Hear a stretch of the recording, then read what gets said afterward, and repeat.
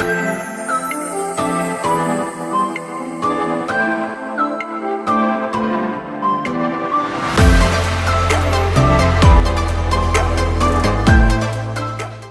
good afternoon, good morning mga bliss dyan. Ito, nag-tripping naman kami dito at may titingnan kaming pa po. Kasama ko ang aking mga anak. Bago nang nakalagpas kami rito, may nangyari sa aming Innova Grace. Nahulog yung isang gulong doon sa may butas na hindi po napansin ng driver. Yan po yung aking update sa araw nito. Kahit may naramdaman, hanggat kaya, sige, trabaho, sapagkat pag hindi tayo magtrabaho,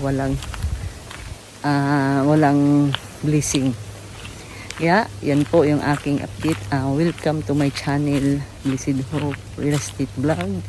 At ito po yung buhay ahente, kahit na maaraw, maulan, sumugod, para lang magkaroon ng mga blessing. Ayan po. Ang buhay ng ahente ay hindi lamang po na pahiga-higa, paupo-upo. Kailangan po natin sumugod sa bukid para matuntunan natin yung ating ibibintang. Welcome to my channel uli. Paki-like and share ang aking mga video. At huwag niyo kalimutan i-click ang notification bell para kung nagustuhan nyo ang aming mga ginagawa ay lagi nyo masubaybayan.